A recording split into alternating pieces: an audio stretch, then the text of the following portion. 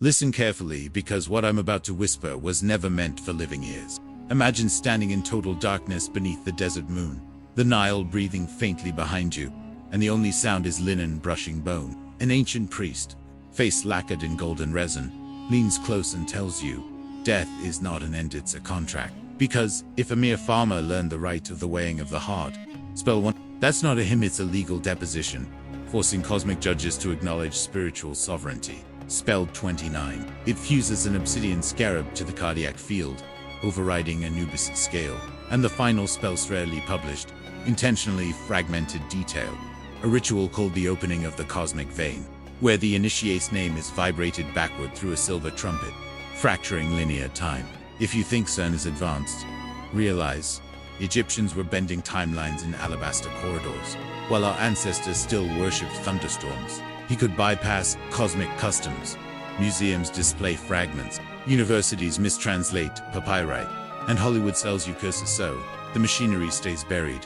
And halfway through our Journey 5 sections done, I'll ask you to etch 2 words in the comments, twice, to seal what you've awakened. Miss that moment, and the algorithm will bury this video like a forgotten mummy. Steal your nerve, breathe shallow, and step forward. The embalmer's blade is already at your spine. Because once you grasp that death is negotiable, every authoritarian threat loses teeth. A man unafraid of death cannot be ruled. That's why the Vatican locked Egyptian grimoires in its forbidden stacks. Why Napoleon smuggled sarcophagi out of Giza under armed guard. Why the British Museum classifies certain scrolls too damaged for viewing when they read perfectly intact. Speak the 42 negative confessions and step into immortality without royal permission. That threatened the pharaoh's monopoly on eternity. And in Egypt, eternity was the ultimate resource worth more than gold, more than grain, more than armies. That sentence, spoken 4,000 years ago, was more explosive than any modern bomb, because it revealed a truth pharaohs killed to protect. The Egyptian afterlife was Zonti. It was an engineered power system, a technology of the soul designed to control the living and the dead. Tonight, I'm handing you their blueprints. Forget Hollywood mummies and museum signs. Those are children's toys. The real ritual begins the instant the heart stops beating. Priests didn't team mumbled prayers, they executed a 13-stage neurological assault on the corpse, severing memory from flesh, embalming the pineal gland with neutron, threading spells into the optic nerve so the dead could see in the dark between worlds. Because consciousness was currency, and whoever managed that currency, whoever guided the Kua, the secret shadow called Shoit, held dominion over kingdoms and afterlives. Think of it as the first Black Ops program. Covert, compartmentalized, centuries ahead of our neuroscience. They mapped chakras long before the Veda, aligned burial shafts to Orion's belt with sub-millimeter accuracy, and used sound chambers inside pyramids to vibrate bonat frequencies. Modern acousticians still can't replicate. Those frequencies weren't for show. They were keys, tuning forks to open dimensional gates. So why hide this? Look closer at the Book of the Dead.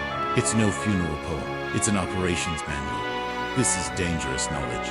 Tonight, the damage ends. But remember, each revelation digs the sand deeper from the tomb. Beneath the golden mask of Tutankhamun, beneath the perfumes and hieroglyphs, beneath the silence of sealed tombs, lies a truth so volatile it was buried under 70 tons of stone.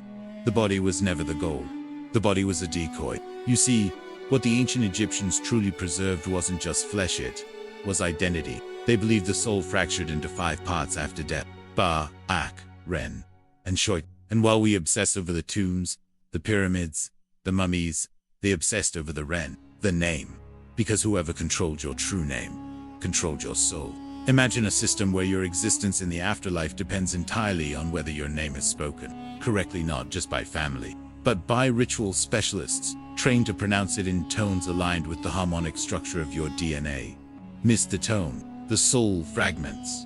That's not mysticism, that's frequency engineering. And it gets darker. The elite didn't just record names, they encrypted them, inside amulets, inside statues, inside the walls of tombs. Only their bloodline could enter, because if an enemy found your name and defaced it, they could destroy you eternally. No resurrection, no Osiris, no judgment, just oblivion. That's why grave robbers weren't feared, they were hated. Because they weren't stealing treasure, they were committing cosmic assassination. Think that's ancient paranoia? Now consider this. In 1898, A German archaeologist unearthed a sarcophagus near. Inside were no inscriptions, no cut, no name, but on the lid, a pattern of incised lines, repeating in microgeometric spirals.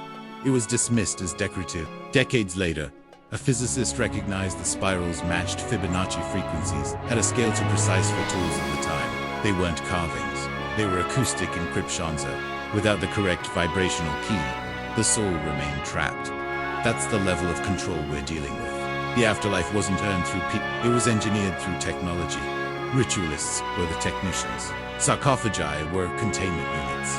The temples, think of them as bioresonance supercomputers running psychic operating systems updated through hymns, offerings, and blood. Still think this was just primitive religion. Now, picture this. A man dies. His body is embalmed. Organs placed in canopic jars, each guarded by a deity representing not just a direction but an elemental force: earth, air, fire, water. His car is drawn into the tomb by sacred oil. His bar is directed upward by the positioning of the tomb shaft aligned with Sirius. The priest reads the opening of the mouth ritual not as metaphor, but as literal code to rebirth the senses. He doesn't rest in peace. He ascends as data, as memory, as frequency. And if the rituals are performed correctly, he returns with knowledge. That's why pharaohs paid in blood and gold for the rituals to be perfect. That's why initiates trained for 30 years just to speak one prayer. That's why the priests who knew too much were buried alive with the king's stew. Keep the code from leaking. You're not just uncovering history now. You're unraveling a technology war between time and truth, and it's only just beginning. The pyramid texts are the oldest religious writings on earth, but they weren't written for worship. They were written for navigation, etched on the walls of Egypt's oldest pyramids. These texts form a map, not of deserts or rivers, but of realms. Realms the soul must pass through. Gateways guarded by serpents with hundreds of names. Oceans of fire. Voids where time loops. And through it all, one truth. Only those who remember survive. This wasn't symbolic. It was operational. The dead were taught to recite passwords, to recognize hostile spirits, to shapeshift. One line commands the soul to become a falcon, another to swallow stars. Why? Because the afterlife was not a passive experience. It was an assault course for consciousness. Here's what they feared most. The second death. The first death is of the body. The second is of memory. And if the soul failed its tests, if it forgot the passwords, the rituals, the true self, it would be erased forever. Not punished, not tortured, just deleted, like a corrupted file in a cosmic system. So what did the ancients do? They encoded memory in wall inscriptions, in burial positions, in scents only used during in the rhythms of chants that matched lunar cycles. They built entire temples as external hard drives for the soul. That's why every symbol, every god, gesture, star alignment had to be perfect. Because they weren't just guiding the dead, they were uploading the soul into eternity. Think about that. Your consciousness, digitized through ritual, protected by passwords, carried through dimensions by vibrational math. This wasn't faith. This was psycho-spiritual encryption. And now ask yourself this. Why have modern researchers found that specific Egyptian chants, when replicated in anechoic chambers, induced altered states in the brain? States indistinguishable from high-dose DMT trips. Why do the tones resonate at frequencies that stimulate the pineal gland, long called the seat of the soul? Because these weren't just words, they were keys. And the afterlife was a locked system. Only those with the right code could escape the labyrinth of death and merge with the stars. This is why pharaohs feared dying without preparation. Why curses were real. Not because they punished the living, but because they disrupted the journey of the dead. Why tomb robbers were worse than murderers. They didn't just steal gold. They broke the soul's GPS. Now, here's the part no textbook wants to touch. Many of these rituals, they didn't vanish. They were absorbed, mutated, hidden in secret society, translated into Latin, passed through the Templars, the Rook, and others who understood that ancient Egypt wasn't primitive. It was post-human, and what they left behind was never meant for tourists or textbooks. It was meant for those willing to remember. Comment this below. I am more than bone. Say it twice. Lock it in, because your descent has just begun. The Book of the Dead, misunderstood by almost everyone, was never meant to be read by the living. It was a manual for the soul, encrypted in symbols and metaphors, designed to be activated after death. But here's the secret. No scholar will admit. Parts of the book are missing, not due to erosion or time, but removal, because within those pages were instructions, exact sequences for bypassing the laws of time, space, and identity, not metaphorically. Literally. Let me explain. Egyptians believed the soul was composed of multiple parts, not just spirit, but Kaba, Ren, and Sh. Each needed to be aligned, guarded, and reassembled after death. Miss even one, and you become something far worse than dead. Trapped. But here's what they feared most. Soul theft. Yes, they believed souls could be harvested, not by demons, by priests, by those who knew how to sever the BA from the CA, store it in statues, and use it as spiritual currency. In the underworld economy, memory was gold, identity was fuel, and the powerful hoarded it like Still think this is just myth. Modern occult traditions still perform rituals to bind energy to objects, from grimoires to mirrors to digital files. AI researchers have even studied Egyptian symbol sets as early forms of cognitive programming, using images to shape perception, memory, behavior. You see, Egypt didn't just map the afterlife, it mapped the soul's vulnerabilities, and it built a system of protection, but also of control. Because whoever owns your end, your true name, owns your soul. In fact, that's why true names were always hidden, given only in private rites, written in secret on amulets and tomb walls. Because if your enemy ever discovered it, they could erase you. From memory, from the afterlife, from history itself. Sound familiar? Today, we speak of identity, theft, digital footprints, facial recognition, retinal scans. The architecture has evolved, but the goal remains: own the soul. And guess what? The Egyptians saw it coming. In the Temple of Seti, hidden in the Assyrian, an ancient underground chamber older than the pyramids, there's a pattern, not decorative, instructional. It depicts a device, circular, with lines radiating out, eerily similar to modern schematics of neural networks. Coincidence? Maybe.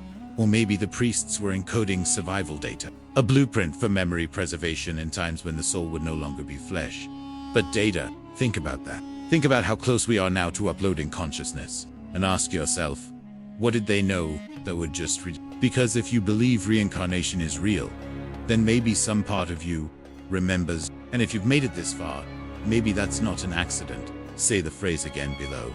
I am more than bone. There's a reason pharaohs were entombed with gold, food, weapons, and sacred texts. They weren't preparing for death. They were arming for war.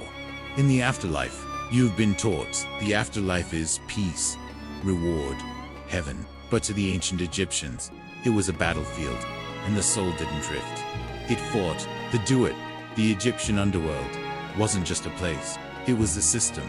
A 12-stage journey through gates guarded by guards with crocodile jaws, serpent spines, and flaming knives. Each level was a test, each guardian, a threshold to transformation. And to pass, you didn't need strength. You needed knowledge.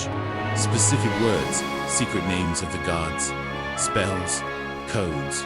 Without them, the gates wouldn't open. The guardians would devour you. Your soul would be lost, fragmented. Now ask yourself, why would a civilization devote thousands of years, entire industries, to preparing its people for this? Unless it wasn't metaphor. Unless the afterlife was real, not just as a belief, but as a mapped terrain of consciousness. A landscape your mind enters after death, built from memory, belief, and ritual programming. You see, the priests were the original psychonauts, engineers of the soul. They mapped how memory behaves after death, how personality dissolves, how identity fragments, and then how to rebuild it. They called it becoming an OC, this shining one. It was a transformation, not just survival. The dead didn't pass on, they ascended into beings of light, of awareness, of immortality, but only if the rituals were correct, only if the gates were passed, only if the name was remembered. And here's the twist. Those rituals weren't for everyone. They were for the elites, the initiated, the ones who paid the priests to preserve their identity, while the poor were buried with nothing but dirt and silence. Yes, even the afterlife was a class system. And today, the elites still preserve themselves, not with spells, but with technology, cryogenics, data backups, neural implants, legacy-building empires. They don't call it immortality, but it's the same hunger, to live forever, to pass the gates of time without losing self. So now look again at the tombs, at the papyri, at the gold-covered sarcophagi. They weren't funerals. They were launch pads, systems designed to preserve awareness, not just body. And those blueprints, they still exist, hidden in museums, misfiled in archives, dismissed by academia as ritualistic nonsense. But to the initiated, they read like instructions for the next level of consciousness. In the next section, we'll decode the weighing of the heart, not as judgment, but as algorithm. The final test to determine who you were and what you became. Say the phrase again, to keep awakening. I am more than bone. The scene is etched into every wall of ancient tombs. A heart placed on a scale, balanced against a feather. It looks symbolic, poetic, but it's far more than that. It's a calibration system, a test that determines your fate beyond death. The weighing of the heart wasn't about morality. It was about vibrational integrity. Let me explain. To the Egyptians, the heart wasn't just a pump. It was the center of identity, a living recorder of every thought, act, and emotion. Forget brains, forget DNA. The heart was the soul's hard drive. And if that core wasn't balanced, it was erased. Who did the judging? Mat, goddess of cosmic order. But here's what most miss. The feather wasn't just a symbol of truth. It represented a specific frequency, the resonance of harmony, balance, and universal alignment. If your heart, your being, carried the frequency of lies, fear, violence, guilt, you failed. You were consumed by Amit, part crocodile, part lion, part hippo, and fully designed to annihilate identity, not punish, erase. This wasn't heaven or hell. It was a filter for consciousness, a system designed to prevent chaotic souls from contaminating the next dimension. And now, here's the truth they never taught you. We are still being weighed. Every action, every intention creates vibrational data. Ancient priests said your soul leaves a trail, and the universe, like Matt, keeps the receipts. This idea isn't just mystical. It is echoed today in quantum field theory and information physics. The idea that the universe is a conscious system where nothing is lost. So what happens when you die with a heavy heart? You return, not for punishment, but because you're incompatible with ascension. You repeat, you reboot, you remain trapped, and the afterlife becomes a loop. Now, understand this. The rituals of the dead were never about religion. They were about escaping the loop. The Book of the Dead, the pyramid texts, the coffin spells. They weren't prayers.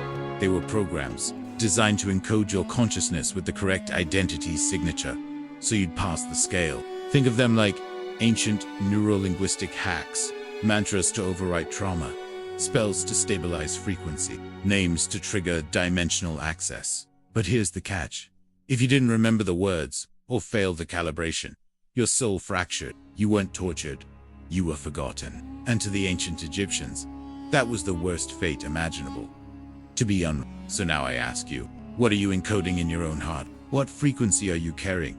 Because the ritual never stopped. The gods may have changed names, but the system still runs. This is the war for memory, for awareness, for the continuity of your true self. In the next section, we'll expose how modern systems, from religion to government to entertainment, have inverted this process. Not to help you pass the scale, but to ensure you fail. The ancient Egyptians built rituals to elevate the soul, but modern systems, they were built to dismantle it. Ask yourself, why is the weighing of the heart forgotten, buried under myths of heaven and hell? Why are you taught to fear the afterlife, not master it? Because once you understand your soul has agency, to every system that profits off your amnesia, modern religion replaced Matt with judgmental gods and arbitrary salvation. Instead of vibration and alignment, you're given guilt and obedience. Instead of inner mastery, you're handed doctrine, because doctrine can be controlled. But vibration, frequency, that belongs to you. Governments engineered mass rituals of trauma, war, division, distraction. Every law, every media cycle, a spell designed to keep your heart heavy. So when your time comes, you won't pass the scale. You'll return, still docile, still blind, still owned. And entertainment, the most insidious of all. You're flooded with narratives where death is chaos, where identity is shallow, where love is broken, and truth is mocked. Movies, music, even memes programming your emotional baseline with despair. You're taught to laugh at meaning, to fear the unknown, to mock the sacred. Why? Because if you remembered who you are, an immortal being navigating dimensions with encoded purpose, the game ends. And make no mistake, this is a game. The elite don't worship gods. They mimic the rituals of the ancients, but averted. Blood rituals, symbolic feasts, death image. Why? Not for power, but for degradation. They intentionally lower their frequency, and yours. So the cycle continues. So your soul never awakens. So the afterlife becomes a prison, not a passage. They took the Book of the Dead and turned it into a horror story. They took the knowledge of vibration and buried it in mock science. They took the sacred rituals of remembering and replaced them with branding. You don't carry a name anymore. You carry a username. You don't sing your soul's truth. You repeat slogans. You don't prepare for eternity. You prepare for the next dopamine hit. This isn't by accident. It's architecture. But here's the twist they never expected. The truth is hard-coded in you. Your cells remember. Your dreams whisper. Your heart still wait. You don't need a temple. You are the temple. You don't need a priest. You need remembrance. Say the phrase again. I am more than bone. Twice. Let it echo through the algorithm. Let it anchor the shift. You were never meant to feel this powerful. Because if you remembered what the ancients knew, the illusion would collapse. Instantly. The Egyptians didn't just leave behind pyramids. They left behind blueprints for soul mastery. And now, we bring those blueprints into the light. Let's begin with the Ka and the Ba. Two parts of you they don't want you to even know exist. The K, your vital life force. The current of energy that animates your body. The Ba, your unique soul essence. The part of you that moves between realms, that retains memory across lifetimes. In their rituals, these were not metaphors. They were real entities, real forces, and they had to be aligned before death, or your journey would fail. So the Egyptians lived in preparation, not fear. Every act of discipline, every offering, every symbol carved into their walls was a psycho-spiritual technology, not superstition. Now ask yourself, what do we live in preparation for today? Retirement, algorithms, applause. None of that comes with you, but your frequency does. And here's what they don't teach you. The gods of Egypt, Osiris, Isis, Anubis, were not just deities. They were archetypal frequency, keys to unlock specific emotional and spiritual states. Osiris was not a man on a throne. He was the pattern of resurrection, the reminder that even when torn apart, your essence can be reassembled and reborn stronger. Isis was not just a goddess of magic. She was the living embodiment of remembrance. She pieced Osiris back together, not with force, but with knowing. And Anubis, he weighed your heart, but he wasn't your enemy. He was the ultimate. He held the scales not to judge you, but to see if you had judged yourself. Because the only thing heavier than a lie is a life unlived. Now, look around at modern life. Fast food instead of sacred feasts. Scrolling instead of storytelling. Addiction instead of alchemy. The rituals were never meant to be abandoned. They were meant to evolve. But evolution requires awareness. That's why you're here now. Because you're remembering. And the moment you remember, the magic returns. You don't need a tomb of gold. You need a life aligned with truth. You don't need a priest to speak for your soul. You need silence, stillness, symbols, the same ones carved into the walls of and encoded in your dreams. You are the ritual. You are the key. They never wanted you to know what happens after you take your last breath. Because if you did, you wouldn't fear death. You'd fear wasting your life. The Egyptians didn't see death as an end. They saw it as a transfer, a transition from the physical illusion into the domain of eternal truth. And what happens in those first hours after death? The soul splits. The K remains near the body, tied to the material, to memory, identity, ego. But the Ba begins its journey through the Duat, the Egyptian underworld. Not hell, not punishment, a mirror, a labyrinth of your own consciousness. You are judged, not by gods, but by the reflections of your choices. Every fear you buried, it walks beside you. Every lie you lived, it becomes your echo. Every truth you dared to speak, it lights your path. That's why they practiced astral travel. Not as fantasy, but as training. Priests and initiates used breath control, mantra, sacred geometry, and psychoactive plants to split the bay from the body while still alive, rehearsing death so they wouldn't die confused. because confusion is the first trap in the do-out.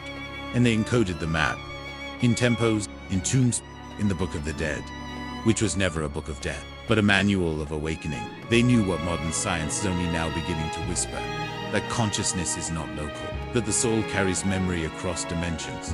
And here's what they feared you'd rediscover. If you enter death unprepared, you forget who you are. You become fragmented. The soul shatters, and each piece is recycled, lost, imprisoned. But if you die conscious, you remain whole. You move through the 12 gates of the night, and at each gate, you must speak the true name of what you encounter. Because names are not labels, they are key. The ancient Egyptians trained to remember those names, not with words, but with frequency. Each rite was a tuning, each symbol, a sonic imprint, and each trial in the afterlife, a test of resonance. So the question is not, what happens when I die? The question is, will I remember who I am when it begins? Right now, you're being prepared, because the rituals were not meant to stay in pyramids. They were designed to be activated in you. But this knowledge comes with a cost. To accept it, you must let go of the childish version of life, the one built on comfort and control, and step into the version built on awareness and power. Right now, pause and comment. I remember the gates. I remember the gates. Say it twice. Once for your ancestors, once for the future, Now we cross the threshold. You've remembered the gates. But that was just the first test. Because in the duat, memory is currency, and the cost of forgetting is your soul. In the ancient rites, the next stage is the weighing of the heart. It sounds poetic until you understand what it really means. They believe that every thought, every decision, every betrayal or act of courage, all of it imprints on the heart. The heart was not a pump to them. It was your record, your black box. And when you stand before Osiris, not as a god, but as a mirror of divine order, your heart is weighed against Ma'at, the feather of truth. Not justice, not fairness, but cosmic balance. If your heart is heavier, you are devoured by Amet, the Solita.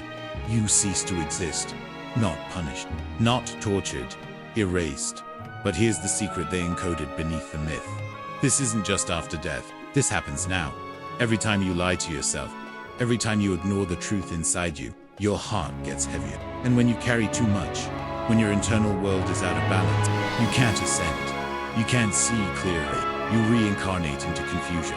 That's why the Egyptians performed ritual purifications during life.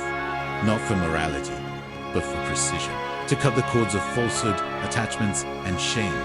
To lighten the heart before the final judgment. Priests would chant the 42 negative confessions. I have not stolen. I have not betrayed. I have not caused pain. But these weren't rules. They were mirrors. Incantations meant to confront the ego, not control the soul. Because Ma'at is not about obedience. She is about alignment. And alignment means facing the truth, no matter how painful, and choosing to live in harmony with it. But there was a deeper ritual, one almost entirely erased from public memory. It was the severing of the Ka chains. They believed that every lie you absorbed, every cultural falsehood, every generational trauma, every implanted belief, became a chain on your Ka, binding it to illusion. High priests, in secluded chambers, performed rites that visualized the cutting of these chains. With breath, with sound, with sacred oils and incantations, no outsider was allowed to hear. Because once the Ca is free, you become what the ancients feared most.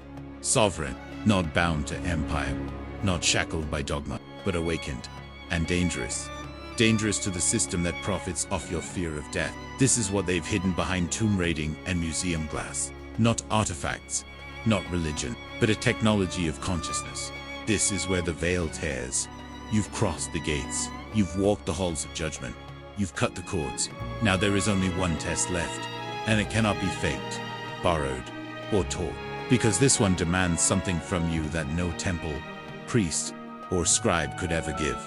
Your true name. In the final stage of the Egyptian afterlife, beyond the weighing of the heart, past Amet, beyond Ma'at, the soul stands before the gate of transfiguration, a wall of flame, a lake of knives, a mirror that doesn't reflect flesh, but essence. Here, the soul is asked one question, not in words, but in vibration. Who are you, really? Not your title, not your lineage, not your roles or your memories, but the name behind all names.